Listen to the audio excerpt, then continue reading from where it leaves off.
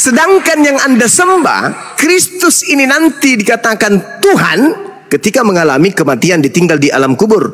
Sedangkan yang dinubuatkan Nabi Daud tidak mengalami kematian, tidak berada di alam kubur. Sedangkan yang ada realnya, faktanya mereka telah mengubur dan mereka telah membunuh orang tersebut. Maka apa kata Petrus? Orang-orang Yahudi harus tahu bahwa yang kau salibkan itu telah dijadikan menjadi Tuhan dan Kristus. Apa reaksi mereka? Ketika mereka mendengarkan hal itu, hati mereka sangat terharu. Lalu mereka bertanya kepada Petrus dan rasul yang lain, apa yang harus kami perbuat, saudara-saudara? Harusnya kalau yang disalibkan ini adalah anak Maria, lalu kemudian mereka terharu, itu nggak nyambung. Harusnya kalau yang mereka salib ini adalah anak Maria, mereka bukan terharu, mereka senang, bahagia. Karena ternyata yang kita bunuh ini adalah utusan Tuhan yang sudah dibuatkan oleh Daud. Maka mereka kan terharu, bersuka cita. Tapi ini terharunya karena sedih. Ternyata yang mereka bunuh ini bukanlah apa yang dinubuatkan oleh Nabi Daud. Karena yang dinubuatkan oleh Nabi Daud tidak mengalami kematian dan tidak kemudian ditinggal di alam kubur. Maka apa perintah Petrus? Apa jawab Petrus?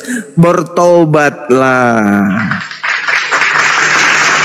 Bertobatlah. Itu jelas itu. Lalu sebab bagi kamulah janji-janji itu dan bagi anak-anakmu dan bagi orang masih jauh, yaitu sebanyak yang akan dipanggil oleh Tuhan kita. Dan dengan banyak perkataan lain lagi, Petrus memberi suatu kesaksian yang sungguh-sungguh dan ia mengecam dan menasihati mereka. Dia mengecam dan menasihati mereka. Kalau yang mereka bunuh itu sesuai dengan konsep Kristen untuk nebus dosa, kenapa dikecam? Bukankah pembunuh-pembunuh Yesus Kristus itu adalah pahlawan? Dan mereka tidak perlu dinasihati karena mereka adalah pahlawan. Justru mereka harus menjadi tokoh utama dengan berkata, hei kalian Kristen-Kristen, berterima kasihlah kepada aku, sebab karena aku kalian sudah mendapatkan Kristus. Harusnya kayak gitu. Tapi justru dia dikecam, dia dinasihati. Dan kata Petrus, berilah dirimu diselamatkan dari angkatan jahat ini. Maksudnya keluarlah dari kelompok orang-orang yang diberikan Kristus kepada mereka. Keluar, tinggalkan, selamatkan diri kalian dari angkatan jahat ini. Itu jelas bang. Jadi Petrus mengatakan dua sosok. Yang pertama yang tidak mengalami kematian dan tidak membusuk kemudian dikubur, dan yang kedua adalah oknum yang dibunuh oleh mereka yang dilantik menjadi Kristus untuk mereka. Silakan. Ya, silakan Bang Pipi. Oke, dari saya gini Bang Zuma. Baik, saya akan buktikan Yesus anak Maria itu Yesus yang disembah, dan itu Yesus yang ketemu sama Paulus. Itu kan tujuan diskusi kita sore hari ini. Pembuktian bahwa Yesus anak Maria itu yang Yesus yang mati dan Yesus yang ketemu sama Paulus. Orang yang sama. Saya akan buktikan. Yang pertama, ya. Sewaktu Lukas 2 ayat 11, malaikat berkata, ya, ini ayat kesukaan saya nih. Kenapa malaikat berkata demikian? Karena malaikat tahu Yesus siapa. Karena mereka sama-sama berasal dari surga. Satu. Yang kedua, ya, saya akan buktikan Paulus yang itu ketemu dengan Yesus yang asli. Apa buktinya? Pada saat Paulus ketemu dengan Yesus yang asli, ya, Yesus yang benar, itu ada penyembuhan. Bang Zuma kan ahli Alkitab. Di mana di dalam Kejadian sampai Wahyu iblis mampu menyembuhkan? Tidak ada. Pada saat Paulus ketemu sama Yesus ada penyembuhan. Apa buktinya? Mata Paulus dari buta menjadi celik. Kedua, yang ketiga, perkataan Paulus kepada bangsa Israel, ya. Karena gini, bangsa Israel kan bangsa yang pengen pembuktian, ya. Paulus itu mengatakan demikian kepada mereka karena Paulus ingin membuktikan bahwa Yesus itu benar-benar Kristus dengan kebangkitan dan kematiannya di kayu salib. Karena kalau tidak demikian mereka tidak percaya. Karena yang kita tahu bangsa Israel adalah bangsa yang tegar tengkuk, sombong. Artinya harus ada pembuktian bahwa ucapan itu bisa dipercaya. Paulus mengatakan demikian kepada mereka. Clear di sini. Ini kan cuma kita perang narasi saja. Makanya saya katakan Yesus yang lahir dari Bunda Maria itu Yesus yang disalib. Karena pada saat penyaliban Yesus memanggil Bunda Maria dengan sebutan ini ibuku. Clear semua itu. Ya, Yesus yang disalib mengenal siapa yang melahirkannya. Yesus yang ketemu Paulus ada penyembuhan di sana. Tidak ada perbedaan, satu sosok yang sama. Tidak ada. Ya, kalau narasi yang tadi teman-teman Islam bawa itu adalah narasi yang ingin menyatakan bahwa Kristus ada dua, tidak. Perkataan Paulus itu saya katakan tadi, saya ulangin perkataan saya. Perkataan Paulus kepada bangsa Israel, Paulus ingin membuktikan bahwa itu bukti nyata Yesus adalah Kristus dengan kematian dan kebangkitannya di kayu salib. Silakan. Ya, Anda mengatakan kalau itu Yesus palsu, kenapa kemudian dia bisa menyembuhkan, kenapa dia bisa bermukjizat? Justru itu menggenapi nubuatannya.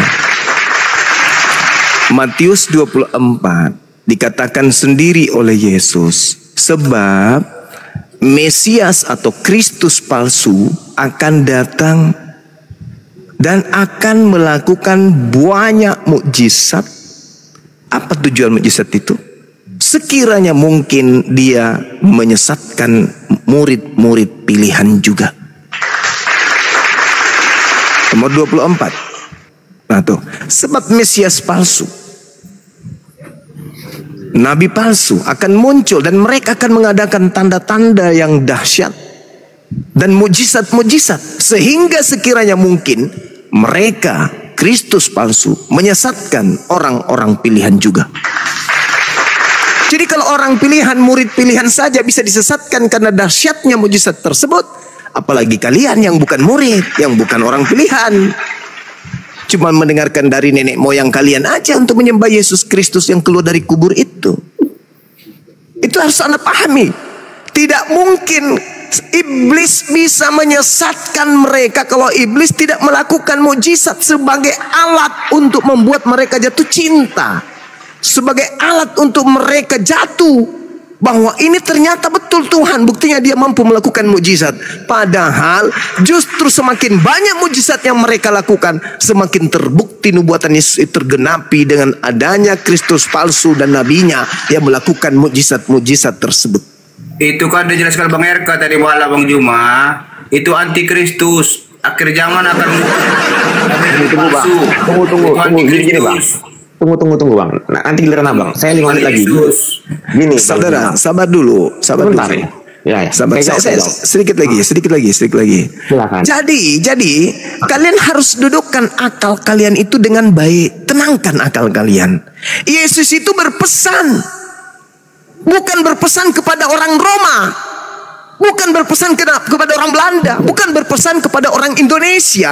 Yesus berpesan kepada muridnya orang-orang Yahudi agar jangan percaya kepada Kristus palsu. Kalau kalian percaya kepada yang datang Paulus, derita kalian. Kan Yesus hanya menasihatkan muridnya Bani Israel. Kalau kalian percaya ya silakan. Tapi muridnya kata Yesus, jangan percaya, jangan. Tetaplah pada kepercayaanmu kepadaku. Yohanes 17 Yohanes 17:8. Segala firman yang engkau berikan kepada aku telah aku berikan kepada muridku, dan muridku percaya aku adalah utusan. Dan selesai. Jadi kalau Anda kemudian mau percaya yang datang kepada Paulus, yang datang kepada Ananias, yang datang kepada Pulau Patmos, silakan. Toh Yesus hanya berfirman, bersabda kepada murid-muridnya Bani Israel, bukan kepada Anda. Makanya Yesus mengatakan, jadi pada waktu jika ada orang berkata kepadamu, lihat ada Mesias di sini, jangan kau percaya. Jangan kau percaya, kata Yesus.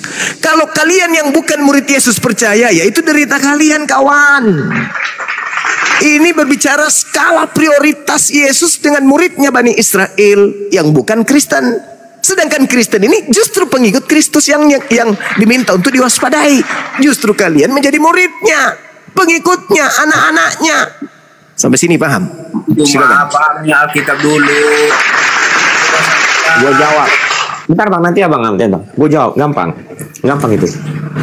Ya. Jadi Bang Zuma nih lupa di ayat Matius tadi dikatakan Nabi dan Mesias palsu. Artinya apa? Yang bisa dilihat orang lain. Pada saat Tuhan Yesus ketemu sama Paulus, Tuhan Yesus datang dalam bentuk apa? Roh. Buktinya apa? Hanya Paulus yang bisa melihat. Ya fakta. Fakta kan? Apa perbedaan roh dan manusia? Manusia bisa dilihat lebih dari satu orang. Kalau roh bisa dilihat hanya kepada yang diizinkan. Selesai. Jadi makanya saya katakan tadi Bang Zuma, ya, Yesus anak Maria itu ya Yesus yang disalib. Buktinya apa? Yesus kenal siapa ibunya. Yesus yang ketemu Paulus adalah Yesus yang sama juga. Karena ada penyembuhan di sana. Dan datang dalam bentuk roh. Artinya hanya Paulus yang bisa melihat. Selesai. Tidak ada satupun yang saya katakan tadi, mukjizat iblis yang bisa langsung kepada kita. Tentu iblis butuh perantara. Sewaktu Yesus ketemu sama Paulus, apakah ada perantaranya? Tidak ada. Langsung man to man antara Yesus dan Paulus. Selesai. Itu fakta yang tidak bisa kita pungkiri, yang sesuai dengan tertulis dan bukan asumsi. Makanya saya katakan tadi, waktu Paulus berbicara kepada bangsa Israel, itu ingin membuktikan, hei bangsa Israel, ya, Yesus ini benar-benar Kristus karena dia mati dan bangkit. Selesai. Tidak ada perbedaan sama sekali. Yesus anak Maria, itu yang Yesus yang disalib, itu juga yang ketemu sama Paulus. Silakan. Oke, baik. Bantah kata-kata saya. Oke. Anda mengatakan yang di Matius 24 itu manusia. Enggak ada di situ dikatakan harus manusia. Yang manusia itu nabinya. Kristus palsu datang kepada nabinya. Nabinya ini menjadi perpanjangan tangan dari Kristus palsu. Jadi Kristus palsu datang kepada orang, di mana orang itu dipilihnya sebagai perpanjangan tangan untuk menyesatkan banyak orang. Apa yang terjadi kepada Paulus? Itulah keadaannya. Dia datang dengan berupa cahaya. Yesus menerangkan kepada muridnya, kalau aku datang berupa apa? Berupa manusia atau berupa cahaya? Yesus mengatakan ketika aku datang berupa manusia. Matius 24 nomor 27 nomor 30. Jadi tidak ada yang Anda bisa tanggapi selain daripada Anda justru menguatkan bahwa yang Anda sembah itu adalah Sibilis Isis. Coba Anda lihat kesaksian beliau. Sedikit lagi, sabar. Coba Anda lihat kesaksian beliau di dalam Kisah Para Rasul 26 nomor 13. Tiba-tiba ya Raja Agripa, pada tengah hari bolong aku melihat di tengah jalan ada cahaya yang lebih terang daripada cahaya matahari. Ada cahaya yang lebih terang daripada cahaya matahari. Apa yang lebih terang dari cahaya matahari? Kilat. Tak ada orang yang bisa menatap kilat. Ada cahaya yang lebih terang dari matahari, yaitu kilat. Anda baca Lukas 10:18. Yesus berkata, aku melihat iblis turun dari langit seperti kilat. Yang turun dari langit seperti kilat terang sekali melebihi matahari itu iblis.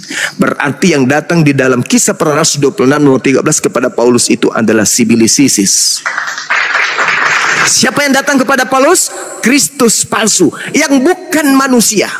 Sedangkan Kristus yang asli manusia. Dia terang dunia. Artinya apa terang dunia? Mengajarkan dirinya sebagai jalan kebenaran dan hidup. Bukan berupa terang dalam bentuk cahaya. Yang berbentuk cahaya itu adalah Sibilis Isis. Yesus dikatakan terang dunia. Apakah Yesus hidup di Yerusalem habis itu bercahaya sampai ke Indonesia? Bukan. Ajarannya yang dimaksud seperti Yesus adalah terang. Karena Bani Israel pada saat itu dalam kegelapan, maka dia datang membawa terang itu. Sama seperti Nabi Muhammad turun membawa nur cahaya berupa Al-Quran. Tetapi yang datang kepada Paulus, sabar. Tapi yang datang kepada Paulus benar-benar cahaya yang melebihi terangnya matahari, berupa kilat. Yang Yesus sudah katakan, aku melihat iblis turun ke bumi berupa kilat. Cahaya yang jauh lebih terang daripada matahari. Adakah Yesus pernah datang kemudian dan mengajarkan aku akan datang berupa cahaya? Enggak ada. Aku datang di atas langit dalam bentuk manusia, dan seluruh manusia di bumi akan menatap aku. Manusia di atas muka bumi akan meratap. Kenapa meratap? Karena matahari menjadi gelap, bintang-bintang berjatuhan, bulan tak bercahaya, kuasa-kuasa langit berguncang. Bagaimana tidak meratap? Itu kalau Yesus yang datang. Makanya dia mengatakan sabar. Makanya Yesus mengatakan, jadi apabila sabar. Jadi apabila ada orang berkata ada Mesias di sini, ada Mesias di sini, jangan kau percaya, itu bukan aku. Waspadalah, camkanlah, aku telah mengatakan kepadamu bahwa apabila ada orang berkata mengaku bertemu dengan Mesias, jangan kau percaya. Paulus datang mengaku bertemu dengan Mesias. Pertanyaan saya, murid Yesus percaya enggak? Enggak. Makanya orang Yahudi sampai hari ini tidak menjadi Kristen. Yang percaya siapa? Non-Yahudi. Kalianlah itu. Ingat orang Yahudi teriaknya apa di dalam Kisah Para Rasul 24 nomor 5? Paulus ini adalah penyakit sampar yang menyesatkan orang-orang Yahudi di seluruh dunia. Dia adalah tokoh dari Kristen. Ini yang dihindari RK, karena tahu bahwa sebenarnya dalam kehidupan Kristen memang ada Kristus palsu. Yesus sendiri mengakui itu. Kristus palsunya datang di padang gurun, Kristus palsunya datang di dalam bilik rahasia, tempat Paulus di penjara. Makanya Paulus nulis surat 13 itu dari mana suratnya itu? Dari Kristus yang bukan manusia. Aku menerima Injil bukan dari manusia, tapi yang memberikan Injil kepadaku adalah Yesus Kristus. Hayo, sejak kapan kemudian Yesus mengajarkan Injil kepada Paulus? Saya tanggapi ya. Silakan. Oke, saya tanggapi. Ada beberapa poin yang saya lihat di sini, yaitu pertama Bang Suma mengatakan jika benar itu adalah Yesus, berarti kami umat Kristen harus berterima kasih kepada tentara Romawi yang telah membunuh Yesus itu, ya kan? Itu poin pertama. Yang kedua yaitu bahwa saudara saya Bang Suma mengatakan bahwa pada saat Paulus melihat cahaya itu berarti Paulus telah berbohong di situ, karena Yesus dengan dasar-dasar yang tadi sudah disampaikan bahwa Yesus tidak pernah datang, dia harus datang dengan bentuk manusia. Nah, terus seterusnya nanti saya tanggapi. Akan saya mulai dari yang awal ya. Dari yang awal yaitu kami harus bersyukur kepada tentara Romawi. Ya, Bang Suma harus tahu bahwa pada saat terjadi pembunuhan pada saat itu bukanlah keinginan dari Tuhan, itu bukan rancangan daripada Tuhan itu, tapi itu rancangan dari iblis. Apabila Bang Suma mengatakan kami kepada tentara Romawi, maka Bang Suma harus ingat apa yang harus Bang Suma ingat, bahwa Tuhan juga harus bersyukur karena fungsi iblis adalah menggoda manusia. Nah, sedangkan Tuhan ingin manusia mempunyai seorang manusia yang berdosa. Nah, bagaimana manusia bisa jatuh ke dalam dosa apabila tanpa iblis? Itu poinnya saudara. Nanti saudara juga tolong jelaskan kepada saya di hadis Muslim 4936 ya. Nanti tolong jelaskan saya tentang itu. Terus tentang Paulus dituduh sebagai nabi palsu atau rasul palsu ya. Saudara harus tahu ayat yang saudara kutip itu tulisannya siapa? Ya, di Kisah Para Rasul itu tulisannya siapa? Itu saudara harus ketahui itu. Ya, itu poin pertama. Terus yang kedua tentang Yesus itu datang kepada Paulus dengan bentuk cahaya.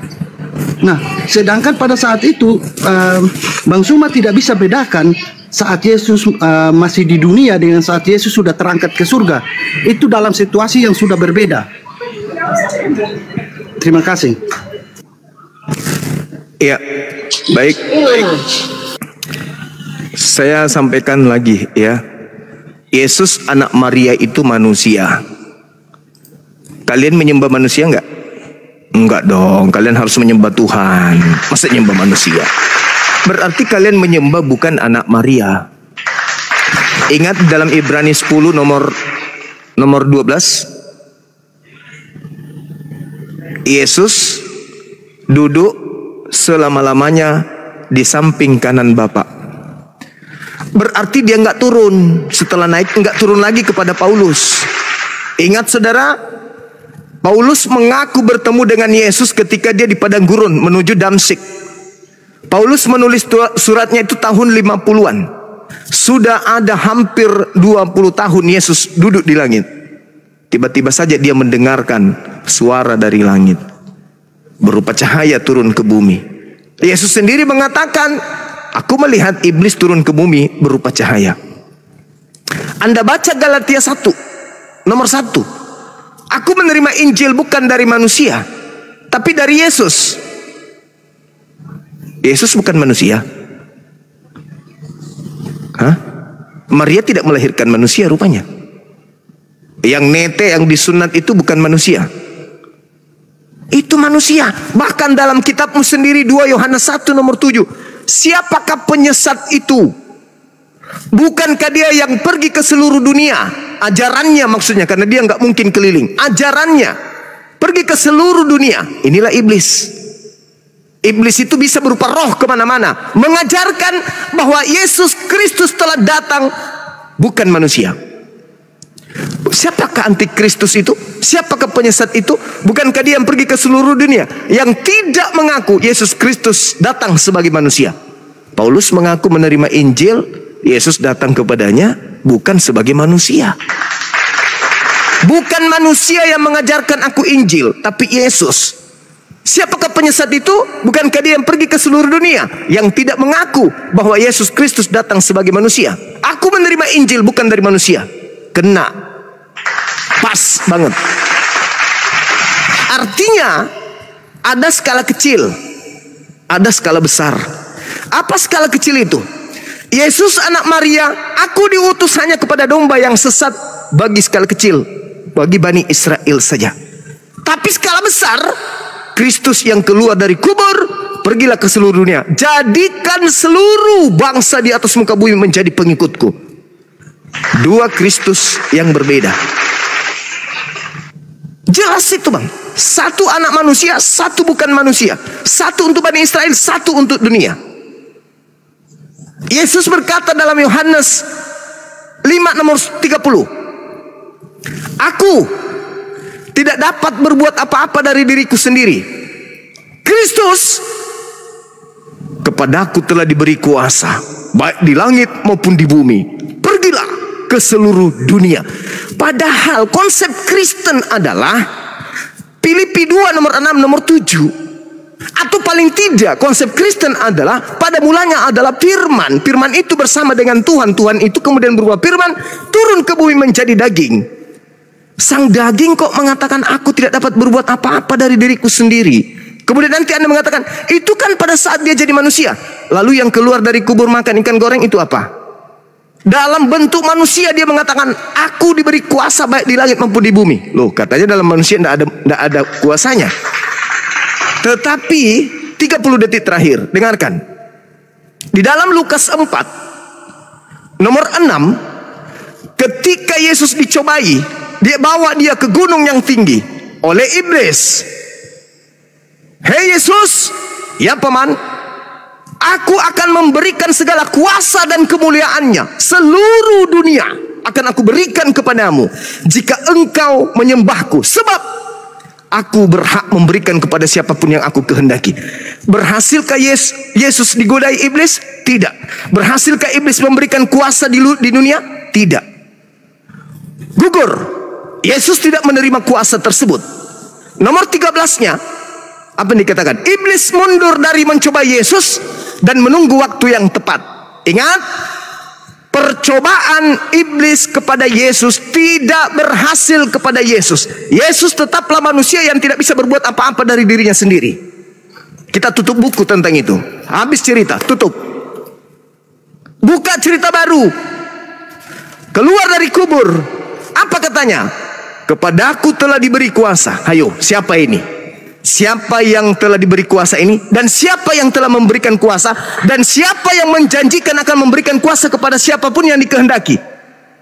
Si Bilisis menerima kuasa siapa? Kristus palsu. Pergi ke seluruh dunia untuk menjadikan orang semua menjadi pengikutnya siapa? Kristus palsu. Siapa pengikutnya? Kristen. Baktaril. Ini yang ditakutkan oleh RK. Kenapa dia larinya ke tema yang lain? Silakan. Oke. Junior, saya tanggapi jawab ya. ya. Saya tanggapi atau siapa yang tanggapi? Saya tanggapi dulu ya. Sebentar, Bang Rami. Ya. Sebentar. Silakan teman-teman Kristen pilih aja yang mana duluan, silakan. Iya, biar saya tanggapi dulu ya. Saya melihat dari Bang Juma ini seakan-akan tidak ada yang makna yang kita ambil dari posisi dua sosok ini. Seakan-akan ini udah jadi hambar jadinya kan.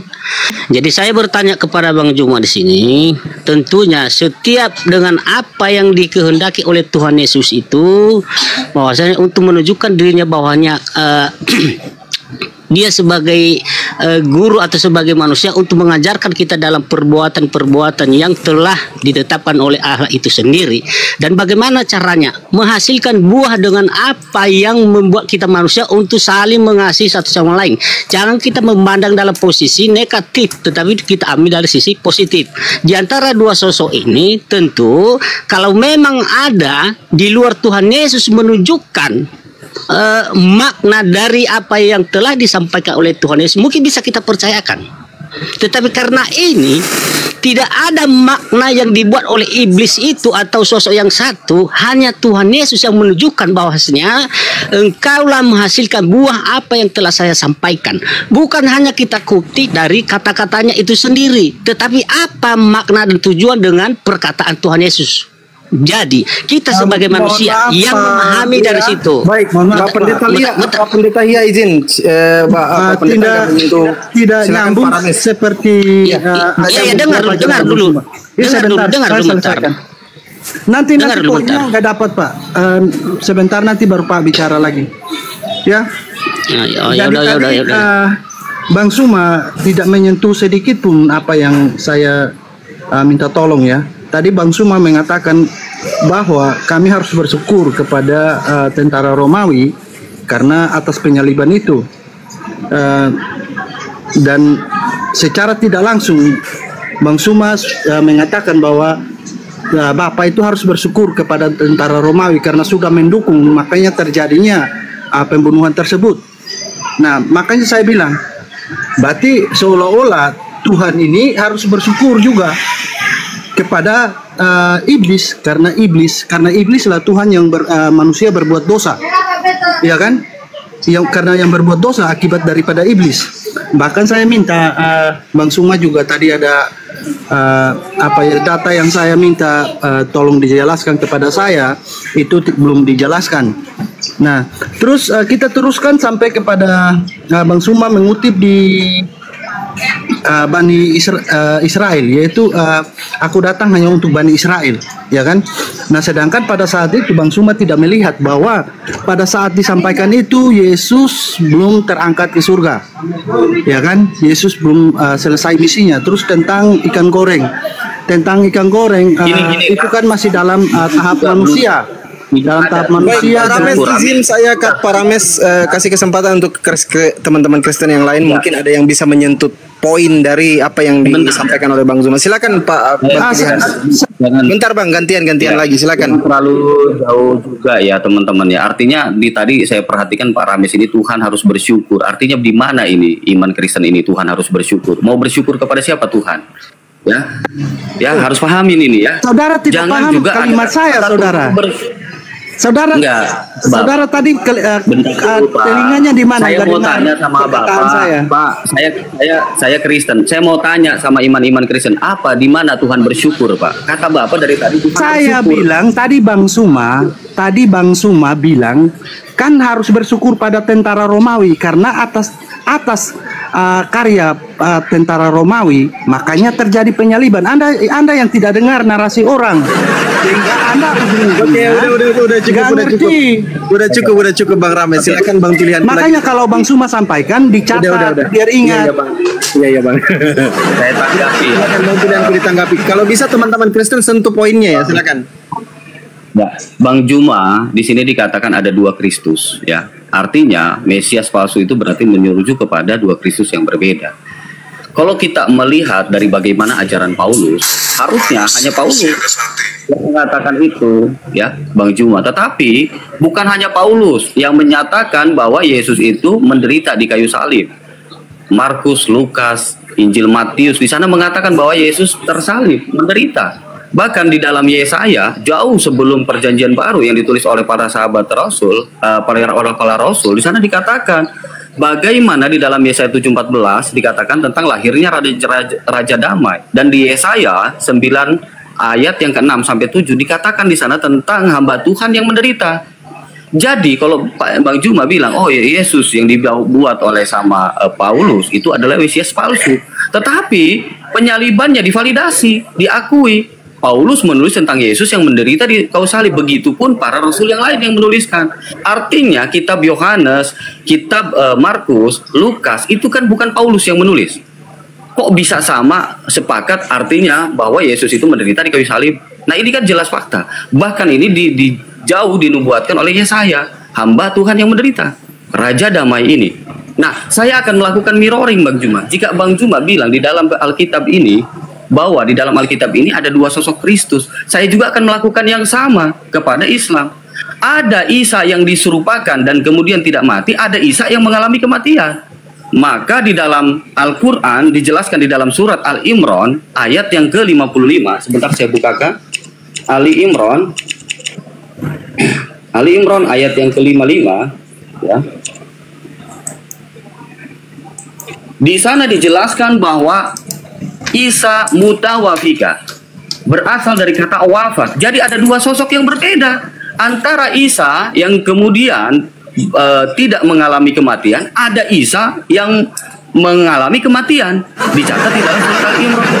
Bagaimana menjelaskannya ini, Bang Juma? Apakah yang dikatakan di dalam surat Al-Imran ini, Bang Juma akan sepakat bahwa Isa tidak mengalami kematian, sedangkan menurut kamus bahasa Arab, mutawafika itu berasal dari kata wafat. Artinya maut. Ya, silakan Bang Juma. Oke, baik. Jadi data yang Anda bawa itu justru menerangkan kalau mutawafik itu artinya tidak mati tapi diangkat. Wafat itu tidak mesti mati. Coba Anda lihat kemudian di dalam Al-Quran di surah Maryam ayat 33 atau di Al-An'am ayat 60. Di dalam Al-Quran surah Al-An'am juga sama. Apa ayatnya di sana? Kita buka ya.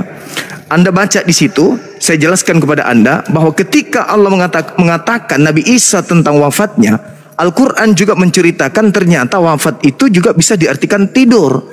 Al-Quran surah Al-An'am ayat 60. Wa huwallazi yatawaffakum bil-lail, dan dialah Allah yang menidurkan kamu pada malam hari. Berarti Nabi Isa itu ditidurkan di atas sana, diistirahatkan istilahnya. Sedangkan kalau berbicara mengenai kematian, itu Al-Ankabut ayat 57. Kullu nafsin zaikatul maut. Yesus tidak mengalami maut. Nabi Isa tidak mengalami maut. Dia hanya wafat. Wafat itu diistirahatkan. Wa huwallazi yatawaffakum bil-lail. Apakah kita pada malam hari mati? Enggak. Kita diistirahatkan. Kita semua diistirahatkan. Jasad kita diistirahatkan sama yang dialami oleh Yesus. Makanya ketika Anda membawa Ali Imran ayat 55, Isqalallahu ya Isa inni mutawaffik wa rafi'uka ilayya wa mutahhiruka minal ladina kafaru. Itulah yang dijelaskan di dalam Kisah Para Rasul 2 nomor 29, nomor 30, nomor 31. Dia tidak mengalami kematian, dia tidak ditinggal di alam kubur, melainkan dia diangkat oleh malaikat tangan kanan Allah ke atas. Isqalallahu ya Isa inni mutawaffik wa rafi'uka ilayya wa mutahhiruka minal ladina kafaru. Nah, orang-orang kafir yang menolaknya ini terlanjur menyalibkan seseorang, maka seseorang yang disalibkan itu diangkat menjadi apa? diangkat menjadi Tuhan dan Kristus bagi mereka. Al-Quran saya juga mengatakan itu. Apa kata Al-Quran? Innahu yarakum huwa kabiluhu min haitsu la taranahum inna ja'alna syayatin awliya'a lilladzina la yu'minun. Sesungguhnya aku menjadikan iblis itu sebagai Tuhan bagi orang-orang yang tidak beriman. Makanya orang yang menyalibkan Yesus itu terharu dan kemudian diminta oleh Petrus, segeralah kalian selamatkan diri kalian dari angkatan jahat ini. Jadi apa yang diterangkan oleh Yesus, apa yang diterangkan oleh Petrus itu seirama, bahwa karena ucapan mereka membunuh Yesus, membunuh Isa alaihissalam, menyalib Isa alaihissalam, maka aku hukum mereka. Sebenarnya yang mereka salib itu bukan kemudian Nabi Isa alaihissalam, tapi orang yang diserupakan. Karena dia melakukan itu, maka aku hukum. Apa hukumannya? Apa hukumannya? Aku jadikan iblis untuk menjadi sembahan mereka. Orang Israel semua harus tahu bahwa Yesus yang kau salibkan itu telah dijadikan menjadi Tuhan dan Kristus bagi kalian. Iblis yang kalian sembah bukanlah anak Maria. Demikian. Di sini saya bawa data. Saya minta penjelasannya dulu tentang yang Sebentar, tadi ya. di sini saya bawa data. Artinya dari sejak kapan Bang Juma Sebentar kata dulu, wafat saudara. itu merujuk Sebentar kepada bobo? Saya potong Bang Rames mute dulu. Kata wafat sejak kapan di dalam bahasa Arab itu merujuk kepada bobo, Bang Juma. Nih, ini silakan dibaca ya. Coba Anda baca Al-Quran surah Al-An'am. Baca wafat atau maut. Wafat, maut, nggak ada kata bobo. Maut yang meninggoy. Data yang Anda bawa, data yang dibawa ini dari AI, Bang. Jangan buat malu Kristen yang lain lah ya. Kalau bisa data yang primer. Tahu nggak data primer? Dan Apa data primernya ya? Arab, Bang. satu aja tunjukkan dalam kata Al-Quran surah Al-An'am ayat 60. Wa huwallazi yatawaffakum bil-lail wa ya'lamu ma jarahtum bin-nahar. Jelas itu ayatnya. Dan dialah yang menidurkan kamu pada malam hari, dan dia mengetahui apa yang kamu kerjakan pada siang hari. Surat apa Bang Juma? Al-An'am ayat 60. Al-An'am ayat yang 6. Lagian Al-Quran surah Maryam ayat 33 itu masa-masa Yesus masih bayi. Semoga disejahterakan atasku pada saat aku dilahirkan, pada saat aku diwafatkan. Di sini ya Bang Juma sebentar. Di sini saya kat di dalam surat yang Bang Juma bilang surat Al-Maidah. Al-An'am ayat 60. Al-An'am ayat 60. Oke. Yeah. Al-An'am. Bentar. Kita cross check dulu ya. Silakan. Ya Bang Suma, saya minta penjelasannya dulu tentang alasan Bang Suma kenapa sehingga kami disuruh bersyukur kepada tentara Romawi. Oke, saya jelaskan. Tentara Romawi terjadinya pembunuhan. Oke, saya jelaskan. Nanti tolong jelaskan saya di hadis Muslim ya, hadis Muslim 4936. Makasih. Apa itu? Hadis berapa? Hadis Muslim. Iya. Hadis Muslim 4936. Makasih. Oke.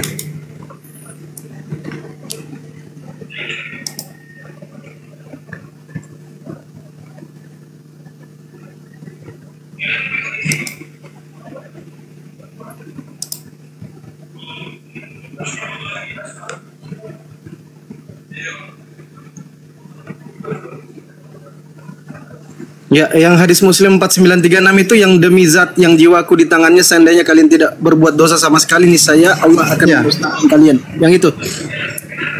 Ya saudara. Oh, Iya. Udah dapat datanya, Gurunda? Iya, sudah. Lanjut. Apa masalahnya? Enggak, karena kalau tentang itu saya minta penjelasan aja. Kalau tentang yang jangan dicampur adukkan dulu, Bang. Mengucap syukur kepada tentara Romawi yang Bang Suma tundukkan kepada saya minta alasannya itu apa? Karena kalau di hadis itu tidak ada hubungannya dengan data kita ini. Tema kita hadis itu. Di situ hadis. Saya cut dulu ya, karena ini tidak sesuai dengan apa yang kita sedang bahas. Kamu dalami aja kata fayaghfiru lahum. Anda pahami aja dulu di situ bagaimana Yesus ketika mengajarkan bertobat. Itu bercerita tentang pengampunan atas dosa-dosa. Nah, sekarang kita masuk kepada tema. Kenapa orang Kristen harus berterima kasih kepada iblis? Pertama, iblis merasuki Yudas. Kedua, iblis membisi tentara Romawi. Membisi kemudian imam kepala, mahkamah agama, orang-orang Farisi. Untuk apa? Untuk melakukan kesaksian-kesaksian palsu dan tipu muslihat. Untuk menjerat Yesus agar Yesus itu mati. Yesus yang asli tidak mati, tidak mengalami kematian. Jasadnya tidak ditinggal di kubur. Dan dia punya tubuh tidak binasa. Oke? Yang binasa ini adalah yang dihasilkan dari upaya-upaya iblis untuk menjerat Yesus. Digantikan oknum lain. Itu makanya mereka dikatakan apa? Orang Israel semua harus tahu bahwa apa? Yesus yang kau salibkan itu telah diangkat menjadi Tuhan bagi kalian. Menjadi Kristus. Jadi seluruh kaum Israel harus tahu dengan pasti bahwa Elohim telah membuat Yesus yang kamu salibkan itu menjadi Tuhan. Ingat saudara, saya ulang lagi. Di situ ada Elohim menjadikan yang disalibkan menjadi Tuhan. Sekarang ada berapa Tuhan? Ada dua. Elohim Tuhan yang asli, yang satu Tuhan-Tuhanan. Tuhan junjungan bagi orang kafir. Makanya Al-Quran saya mengatakan yang tadi. Inna ja'alna syayatin awliya'a lilladzina la yu'minun. Sesungguhnya aku telah menjadikan iblis sebagai Tuhan bagi orang-orang yang tidak beriman. Jadi yang kalian jadikan Tuhan itu adalah manusia lantikan yang menjadi Kristus setelah dia keluar dari kubur. Makanya Yesus mengatakan dia akan menyesatkan banyak orang. Kalau Yesus pembohong, berarti tidak ada banyak orang yang sesat mengaku pengikut Kristus. Faktanya di dunia ini 2 miliar lebih orang. Angka 2 miliar itu bukan angka sedikit. 2 miliar orang disesatkan dengan mengikuti Kristus palsu sesuai dengan nubuatan Yesus. Kalau Kristen hari ini bukan penggenapan dari nubuat Yesus yang ada diterangkan dalam Matius 24 nomor 4 nomor 5, mana pengikut Kristus yang banyak itu? Mana pengikut Kristus palsu yang banyak itu? Ada? Tidak ada. Satu-satunya kandidat di atas muka bumi ini yang menggenapi Matius 24 nomor 4 nomor 5 hanya Aliteng. Jadi kalian adalah pengikut Kristus yang sudah dibuatkan Yesus sebagai palsu. Sedangkan Bani Israel, murid-muridnya yang asli, mereka adalah orang-orang Nasrani. Begitu kemudian mereka mengikuti ajaran Nabi Isa alaihissalam, keturunannya berjumpa Nabi Muhammad, mereka segera mengikuti apa? La ilaha illallah Muhammadar Rasulullah. Seperti Siti Khadijah, Bukhairah dan seterusnya. Mereka menjadi pengikut Rasulullah. Sedangkan kalian ini pengikut siapa? Paulus dari barat. Galatia 1 nomor 15 nomor 16, aku diutus kepada orang-orang non-Yahudi. Galatia 2 nomor 8, aku diutus untuk mereka yang tidak bersunat. Petrus diutus untuk orang bersunat. Yesus diutus untuk orang bersunat. Paulus mengaku diutus. Siapa yang mengutus Paulus? Siapa yang mengutus Paulus? Siapa yang mengutus Paulus? Dialah yang dia temui di dalam padang gurun dan di dalam penjara. Kristus palsu. Apakah relevan antara ajaran Kristus anak Maria dengan ajaran Paulus? Tidak relevan sama sekali. Semua bertentangan. Yesus mengajarkan hidup kekal itu adalah mereka mengenal Engkau satu-satunya Tuhan yang benar dan mengenal Yesus sebagai apa? Sebagai utusan. Tetapi Paulus mengajarkan apa? Yesus adalah Tuhan yang datang dalam rupa manusia, kemudian mati menebus dosa orang-orang Kristen, bangkit kemudian menjadi Tuhannya orang Kristen. Itu ajaran Paulus. Sama enggak dengan ajaran Kristus yang asli Bani Israel? Tidak sama. Ajaran Yesus yang asli tidak Natalan. Ajaran Yesus yang asli tidak makan babi. Ajaran Yesus yang asli tidak ibadah minggu. Ajaran Yesus yang asli bersunat. Ajaran Yesus yang asli ibadahnya sabat. Ajaran Yesus yang asli menyembah Tuhannya Abraham, Ishak dan Yakub. Ajaran Yesus yang asli kitabnya adalah Tanak. Sedangkan Kristen hari ini, semua yang diajarkan Yesus itu tidak mereka lakukan. Bahkan yang mereka lakukan adalah tradisi Romawi, tradisi Yunani, menghantarkan mereka sebagai penganut agama pagan yang membungkus diri mereka dengan ajaran Yesus dengan mengambil terjemahan-terjemahan kitabnya orang Yahudi. Begitu masuk ke Indonesia, si pagan membungkus diri mereka dengan ajaran Islam dan mereka nampak ke Islam-Islaman. Dipanggillah Tuhannya dengan sebutan Allah, disebutlah kitabnya dengan sebutan Alkitab. Penampilan mereka ke Islam-Islaman. Ini fakta real bagaimana iblis masuk ke ranah sampai kepada ranah anak cucu Adam dengan menampilkan hal-hal yang baik tapi semu palsu. Carikan saya Kristus palsu yang memiliki banyak pengikut. Carikan saya, temukan itu. Kalau bukan Kristen hari ini, tolong tunjukkan kepada saya Kristus yang punya banyak pengikut. Mana pengikutnya, apa nama kelompoknya, apa nama ibadahnya, siapa nama Tuhannya, dan apa yang mereka lakukan. Tunjukkan kepada saya, sekali aja. Kalau bukan Kristen, siapa kandidatnya? Kalau tidak ada, tinggalkan agama kalian. Kenapa? Karena Yesus ternyata pembohong, pendusta. Ternyata nggak ada Kristus palsu itu. Ternyata nggak ada pengikut Kristus palsu yang banyak itu. Karena tidak ada faktanya. Kecuali Anda ingin menerima dengan legowo bahwa apa yang disampaikan oleh Bang Suma itu adalah benar. Yesus menubuatkan datangnya Kristus palsu dan pengikutnya itu banyak. Dan satu-satunya kelompok di atas muka bumi ini, garis kiri, adalah Kristen yang menjadi pengikut Yesus palsu. Kalau bukan Kristen dan bukan yang mereka sembah itu palsu, tolong tunjukkan siapa pengikut Kristus palsu itu yang banyak itu mana. Saya rindu untuk melihat itu. Silakan. Gue jawab bang, gue jawab. Oke, ya. Yang pertama, kata Tuhan Yesus kan banyak orang, bukan terbanyak. Mari kita survei pengikut di dunia ini yang percaya Tuhan Yesus banyak orang atau terbanyak? Terbanyak percaya Tuhan Yesus. Percaya Tuhan Yesus. Clear. Ya, kita pahami pengikut Yesus di dunia ini terbanyak atau banyak orang. Kita bedakan Bang Zuma, narasi terbanyak itu artinya nomor 1. Banyak orang arti nomor 2. Ya, agama mana di dunia ini nomor 2? Silakan jawab. Yang kedua, tadi saya sudah katakan Zuma, dari Kejadian sampai Wahyu, buktikan iblis bisa membuat kesembuhan. Tidak pernah dan tidak ada. Ya, buktikan.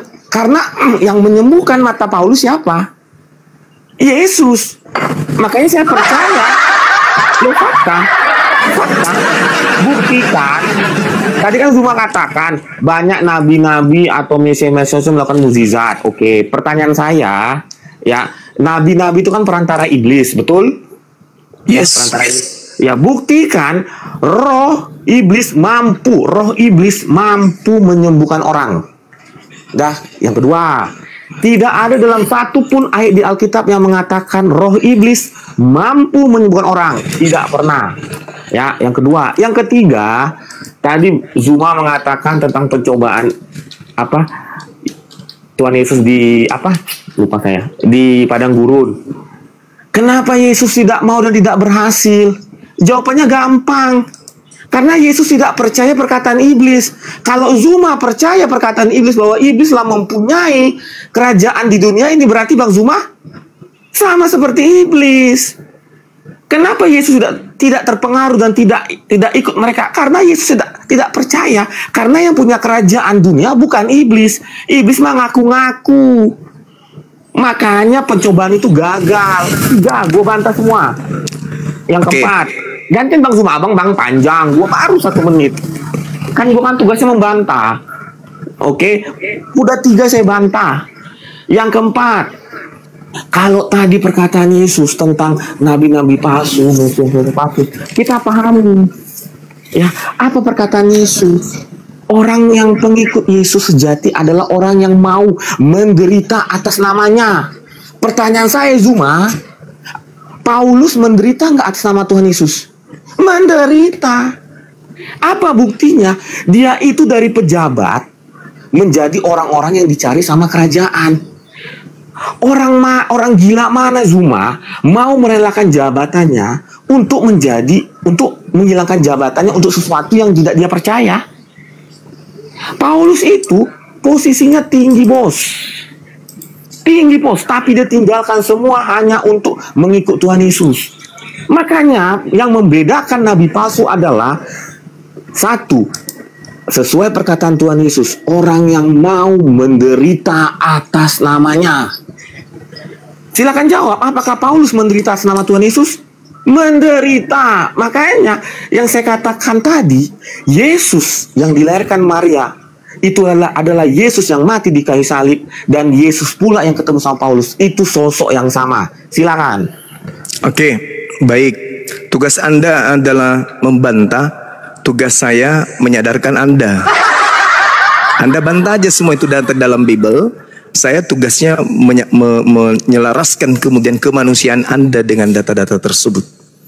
Yesus sendiri mengatakan, pada hari terakhir nanti banyak orang berseru kepadaku, bukankah kami telah mengusir setan?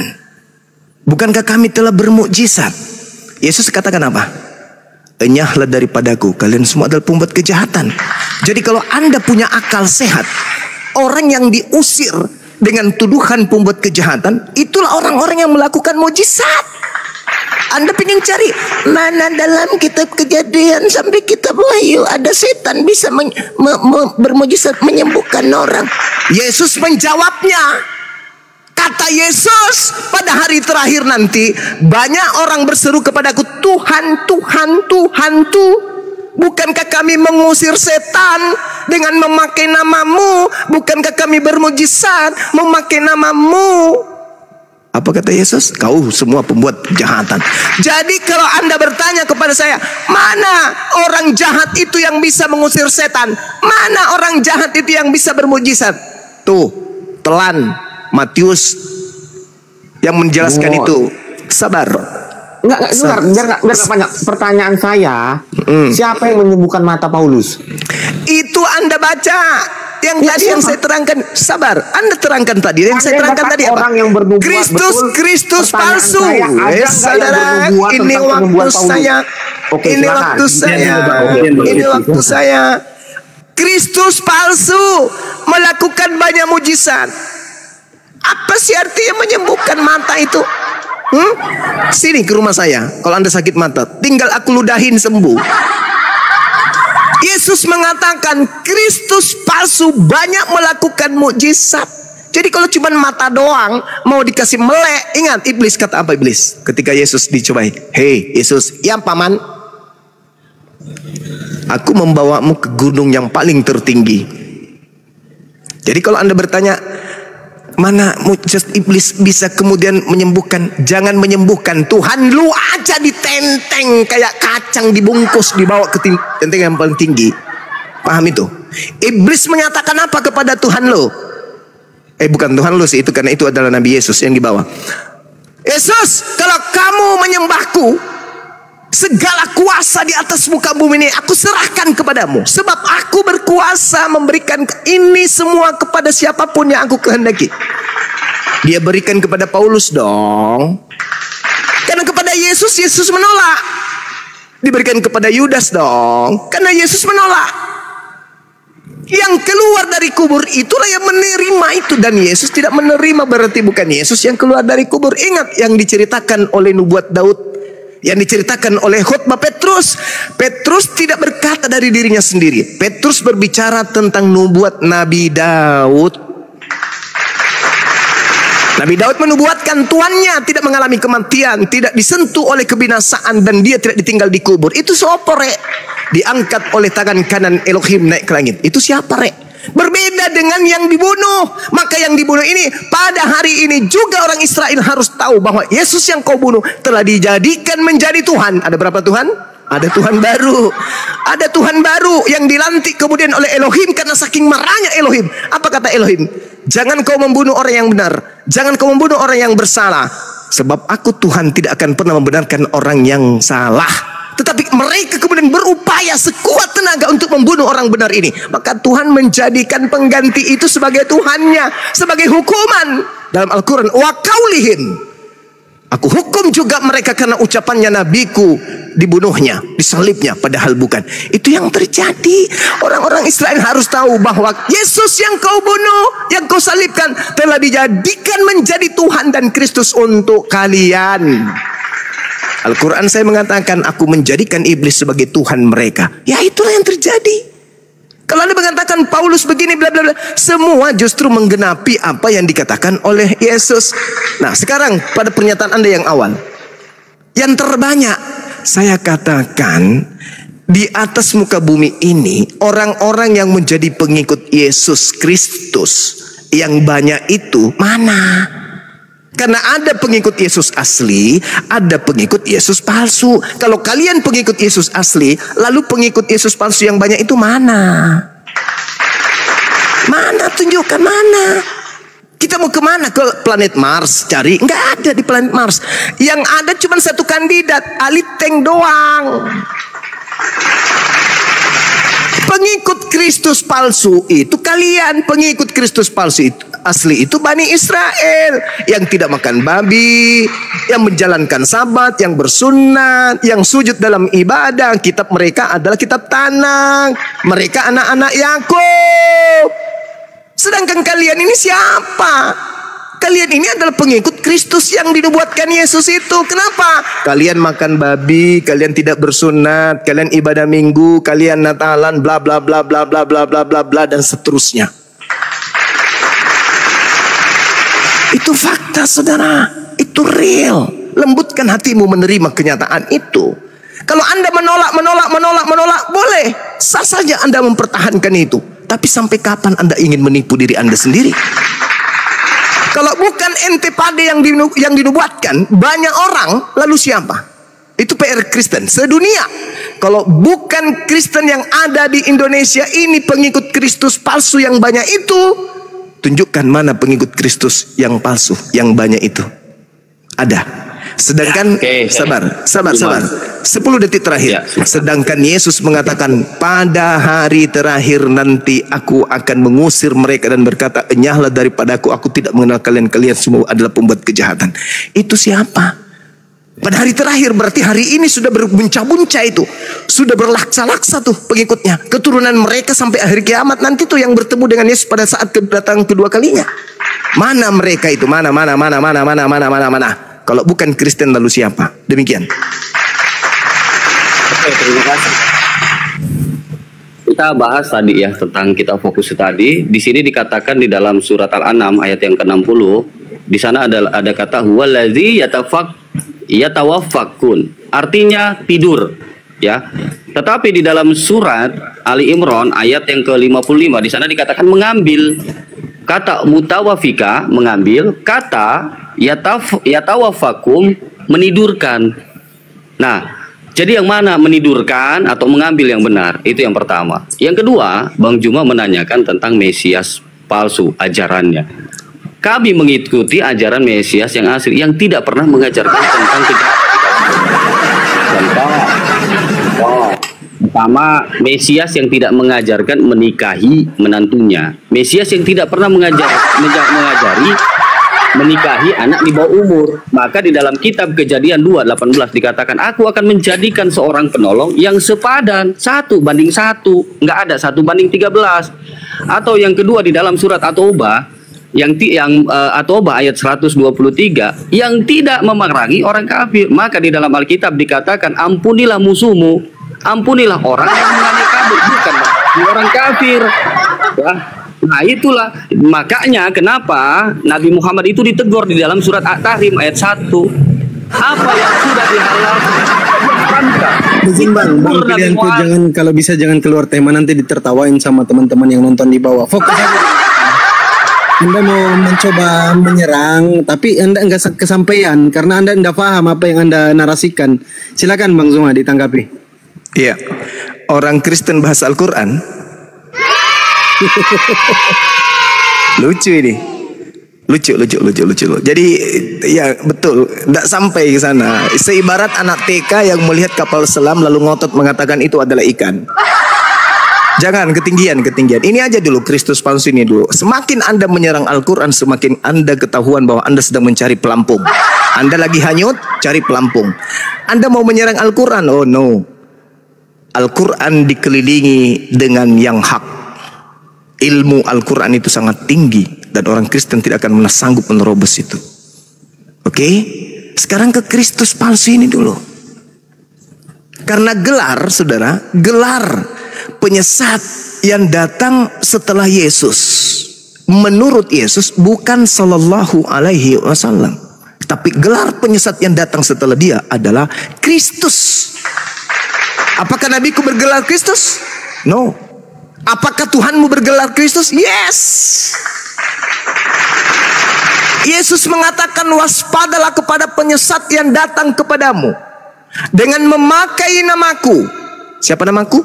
Yesus. Dan berkata akulah Kristus. Berarti penyesat itu mengaku Yesus gelar Kristus. Kalau baca lengkap Yesus Kristus. Jadi gelar penyesat yang datang setelah Yesus bukan Nabi Muhammad, bukan sallallahu alaihi wasallam, tapi Kristus.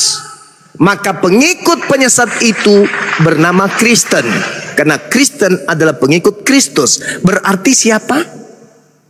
Siapa penyesat itu? Kristus. Siapa pengikutnya? Kristen.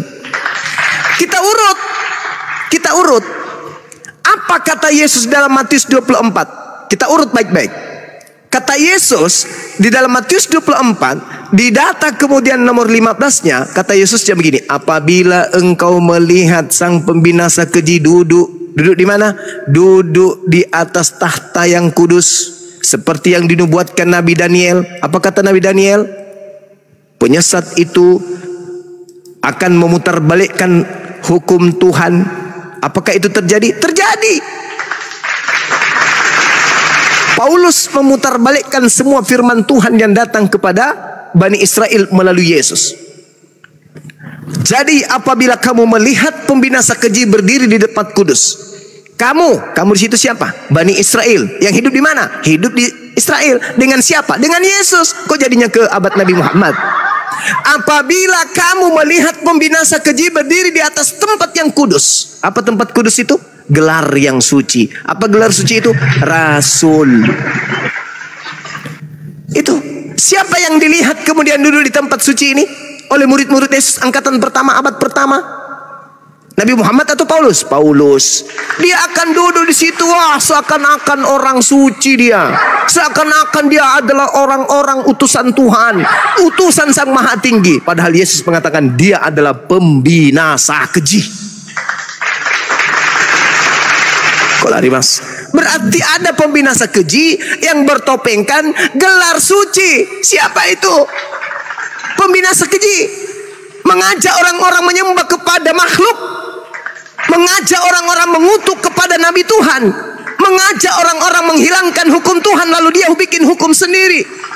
Mengajak orang-orang untuk percaya bahwa hukum Tuhan itu adalah sampah. Dilarang makan babi. Dilarang supaya jangan mengotori hari Sabat, mengganti dengan hari Minggu. Jangan kau menambahi, jangan kau mengurangi, bikin buku sendiri 13 buku. Jangan kau racuni, jangan kau ganggu, kuduskanlah hari Sabatku. Diganti pula hari Sabat itu jadi Minggu. Tapi ngaku-ngaku pengikut Yesus. Yesus sendiri mengatakan, aku mengenal muridku, muridku mengenal aku, mereka mendengarkan suaraku dan mengikuti aku. Aku ke sinagoge, aku ke mikdax, aku sujud di hadapan Elohim. Mereka malah sujud kepada patung Yesus. Aku ke sinagoge, mereka ke gereja. Aku menguruskan hari Sabat, mereka hari Minggu. Aku sujud dalam beribadah, mereka salto belakang. Aku tidak makan babi, mereka pesta dengan babi. Aku tidak minum khamar, mereka lahir dari kecil minum khamar. Ini yang dikatakan oleh Yesus, aku mengenal pengikutku. Waspadalah kepada mereka yang ngaku-ngaku pengikutku, mengaku domba, tetapi mereka adalah serigala buas. Berarti ada non-Yahudi yang ngaku-ngaku murid Yesus, tapi bukan murid Yesus. Siapakah itu? Islamkah, Hindukah, Budakah, atau Aliteng? Aliteng paman. Nah, kalian bukan orang Yahudi. Kalian bukan dari keturunan Yakub. Kalian membawa kitabnya mereka, seakan-akan kalian itu pengikutnya. Kalian mengambil terjemahan kitabnya orang, kalian tempelkan di atas kitab kalian, supaya dianggap kalian itu adalah domba juga. Padahal Tuhan sudah menggariskan, aku memberikan hukumku kepada Yakub dan anak-anak Israel, dan aku tidak berikan kepada bangsa yang lain. Kok ada di kalian? Kalian Bani Yakub kah? Bukan. Berarti domba, berarti serigala yang nyamar domba itu siapa? Islam atau Kristen? Ya Aliteng lah. Waspadalah kepada serigala yang datang kepadamu nyamar domba. Dia adalah pembinasa keji itu. Nah, ini yang harus Anda sadari. Silakan. Yuk. Udah kepanjangan. Oke? Ya, silakan. Oke, siap. Jadi saya tidak membantah ayat Alkitab. Yang saya bantah adalah kesalahan berpikirnya seorang Zuma. Clear di situ ya. Pertama, tadi Zuma mengatakan Yesus tidak mengenal orang-orang yang memanggil Yesus Tuhan. Pertanyaan saya, coba Zuma tanya ke seluruh orang Kristen. Orang Kristen itu yang berteriak Yesus Tuhan atau mengimani Yesus adalah Tuhan. Itu dua hal yang berbeda. Kalau kata anak muda sekarang, jangan gombal. Apa yang di mulut sama yang apa di hati berbeda. Sesuai Yohanes 3 ayat 18, yang Tuhan Yesus butuhkan adalah iman, kepercayaan, bukan omong tok. Itu perbedaannya Bang Zuma. Ya, saya bantah lagi kesalahan berpikir Anda. Seluruh umat Kristen dan Katolik mengimani bahwa Yesus adalah Tuhan. Mereka bukan hanya berkata, tetapi mengimani. Pertanyaan saya, ada nggak di Alkitab tertulis orang yang mengimani Tuhan Yesus akan masuk neraka? Tidak ada. Sesuai Yohanes 3 ayat 18, orang yang mengimani Yesus anak tunggal Allah pasti masuk surga. Satu. Yang kedua, yang saya ingin bantah lagi kesalahan berpikirnya seorang Zuma. Ya. Bang Zuma tidak bisa membantah.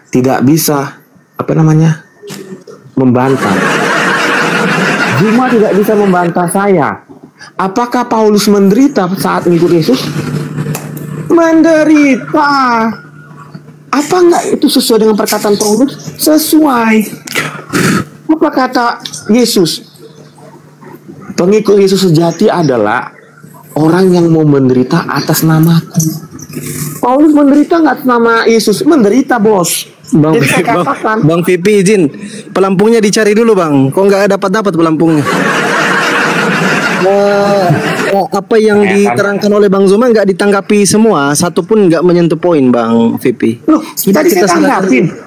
Yesus adalah Tuhan, saya tanggapin. Orang Kristen, orang yang omong doang atau mengimani Yesus Tuhan, saya tanggapin kan? Iya kan? Makanya saya tanggapi dengan pakai ayat juga, Yohanes 3 ayat 18. Orang yang beriman Yesus anak tunggal Allah, dia tidak akan dihukum, artinya dia masuk surga. Clear kan? Betul?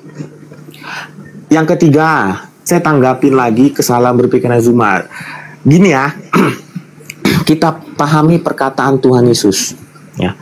Nabi-nabi palsu dan Mesias palsu akan bermukjizat. Ya, akan bermukjizat.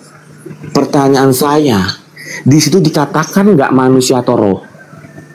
Kenapa kita katakan tuh nabi atau Mesias palsu? Karena kita bisa melihat. Yang ketemu Paulus siapa, bos?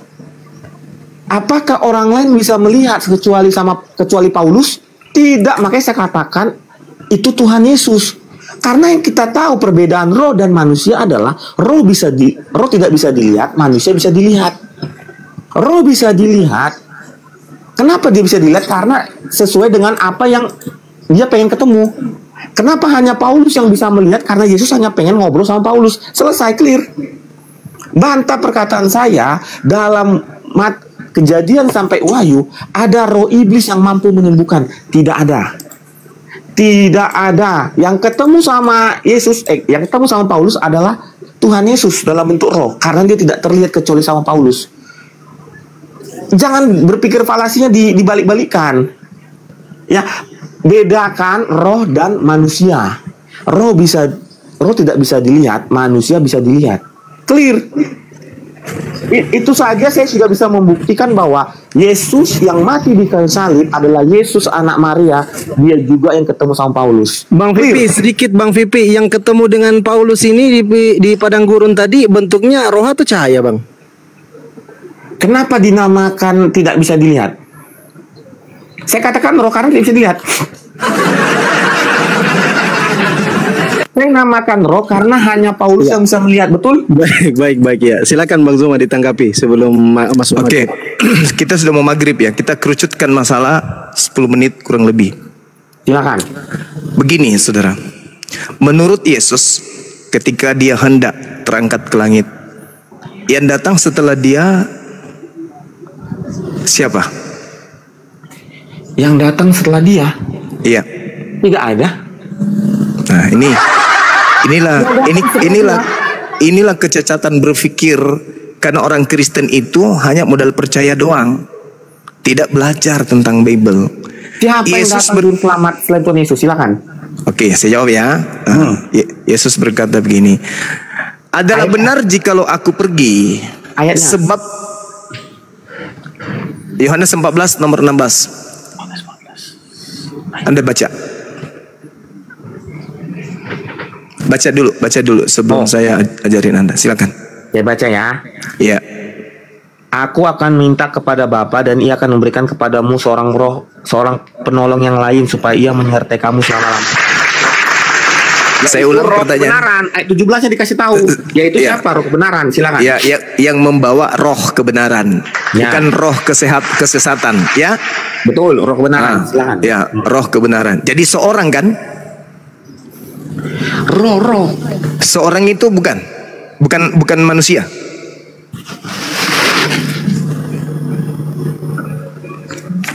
Seorang itu bukan manusia. Seorang. Iya. Ya, seorang. Kan kita gini, seorang itu kan jumlahnya satu, betul? Saya ikut. Jujur aja Bang Pipi, jujur. Lah gue jujur, kita adu mekanik. Seorang itu manusia atau bukan? Seorang itu manusia atau tidak? Seorang itu dalam bentuk satu, silakan. Nah, oke. Berarti satu orang kan? Seorang manusia kan? Dia yang datang setelah aku adalah seorang manusia. Naik Yesus ke langit. Yang datang kepada Paulus seorang atau apa?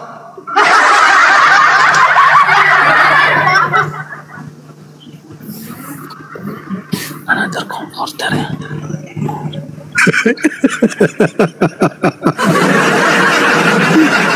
Oh, oke. Nggak apa-apa. Ini kan cuma terjemahan. Oh, no. Karena saya baca King James itu comforter. Saya lihat apa yang lain itu kan artinya kan itu cara orang memandang ayat itu. Silakan. Seorang ini manusia atau bukan? Itu dulu. Bukan. Hah? Bukan seorang. Bukan manusia. Iya, bukan. Yohanes 14 ayat 16 kan. Anda katakan apakah dia manusia atau tidak, kan saya bilang tidak. Silakan. Jadi itu bukan seorang. Alasan Anda mengatakan itu bukan seorang apa? Dalam bahasa Inggris comforter. Yesus pakai bahasa Inggris rupanya. Aku serius nanya. Jangan ketawa. Ya, silakan. Seorang itu manusia atau bukan? Itu dulu. Di situ bisa diartikan juga kepadamu penghibur yang lain. Silakan. Ya, penghibur yang lain ini seorang atau bukan?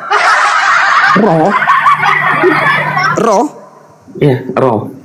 Seorang itu bukan roh rupanya. Kalau kita, gue ulangin ya, kalau kita membaca Yohanes 14 ayat 16, ya, saya buka dalam KJV King James itu comfort. Iya, saya ngerti. Bukan kalau Bukan dikatakan dengarkan saudara, kalau dikatakan seorang bukan berarti semayat atau satu mayat. Seorang itu artinya orang yang punya roh. Saya kasih bukti ya, saya kasih bukti. Bilangan 11 nomor 21. Coba dibuka Dinda Fandi, kita kasih bukti. Siap, bilangan 11 nomor 25. pakai sabda aja atau paralel? Terserah. Supaya teman kita ini bisa melihat dengan jelas. Bilangan Apa itu seorang? bilangan Roh kebenaran itu apa? 11:25. 11:25.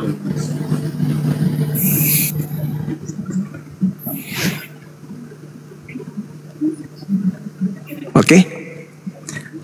Dibaca. Lalu turunlah Tuhan dalam awan dan berbicara kepada Musa. Ya. Kemudian diambilnya sebagian dari roh yang ada pada yang hinggap padanya dan pada Musa. ditaruhnya di atas ke-70 tua-tua itu. Ketika roh itu dihinggap pada mereka, kepenuhanlah mereka seperti nabi, tetapi sesudah itu tidak lagi. Roh yang ada pada diri Musa diambil oleh Tuhan, diserahkan kepada ke-70 tua-tua. Setelah roh itu datang kepada ke-70 tua-tua itu, maka dia kepenuhan seperti seorang nabi. Jadi nabi ini adalah seorang, roh kebenaran adalah roh yang berasal dari Tuhan yang diberikan kepada orang yang ditunjuk. Sampai sini paham atau belum? Kalau belum paham saya jelaskan lagi nih. Seorang, jadi Yohanes 16 nomor 7 adalah lebih baik, adalah benar yang engkau katakan bahwa lebih baik aku pergi, sebab kalau aku tidak pergi, seorang penolong lain atau penghibur itu tidak akan datang. Berarti aku harus pergi supaya roh kebenaran yang adalah seorang penghibur ini datang. Sekarang yang datang kepada Paulus seorang atau bukan? Sebab yang datang setelah Yesus adalah seorang yang membawa kebenaran, sama seperti Musa. Kalau Anda baca di dalam bilangan 11:29, tetapi Musa berkata kepadanya, apakah engkau begitu giat mendukung diriku? Kalau seluruh umat Tuhan menjadi nabi, karena Tuhan memberi roh dianggap kepada mereka. Jadi kalau ada orang diberi roh Tuhan, maka dia adalah seorang nabi. Maka roh kebenaran yang berasal dari Tuhan yang datang setelah Yesus adalah seorang nabi. Yang datang kepada Paulus nabi enggak? Bukan, sibilisisis. Jadi kesimpulannya, menurut Yesus yang datang setelah dia pergi adalah seorang manusia lain. Terima kasih saudaraku Bang Afida, barakallahu fiik. Nehemia 9 nomor 30. Coba Dinda Fan dibuka. Bacakan kepada saudara kita ini. Siap, laksanakan. Bentar aja, habis itu kita ini. Siap. Iya. Nehemia 9:30.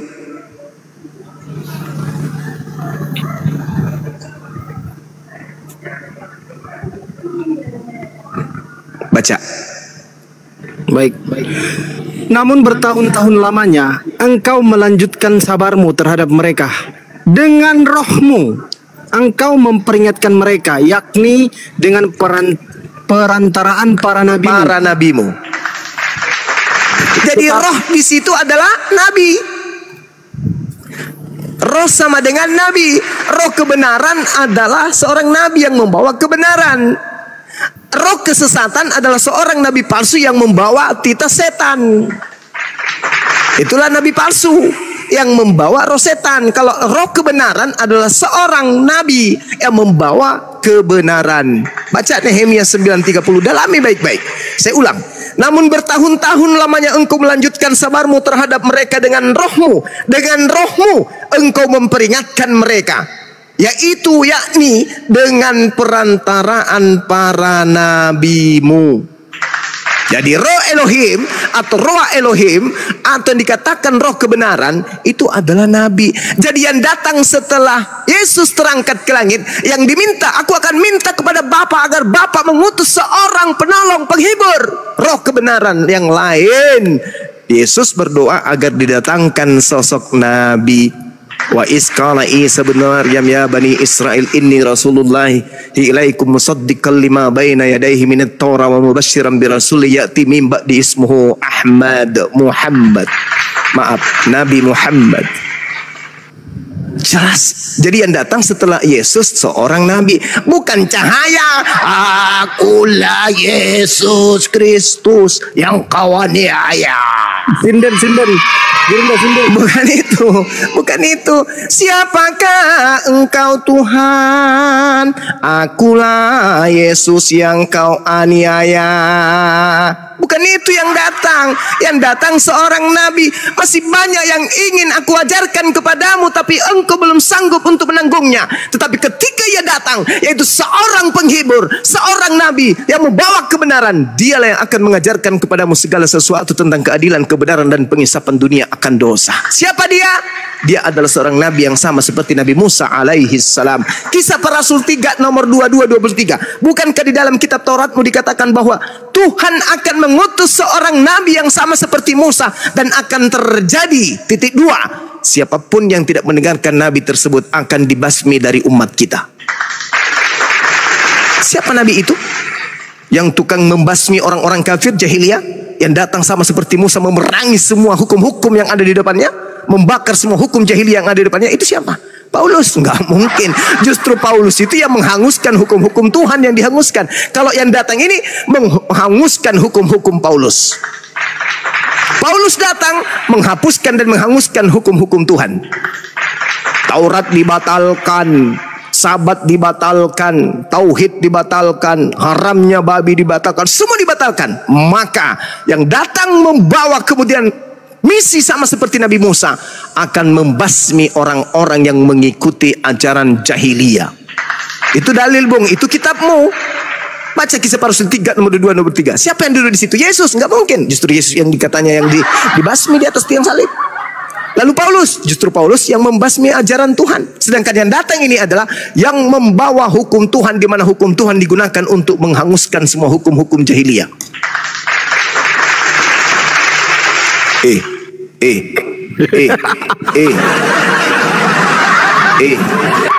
Karena gimana ini? Ini kan maghrib, kita tutup nanti lepas Isya baru kita buka atau kayak mana, Bang Zuma? Karena nggak ada kawan-kawan dari waktu Indonesia Barat ini, wilayah waktu Indonesia Barat. Ustadz Kang Dito, Bang Ardi nggak ada.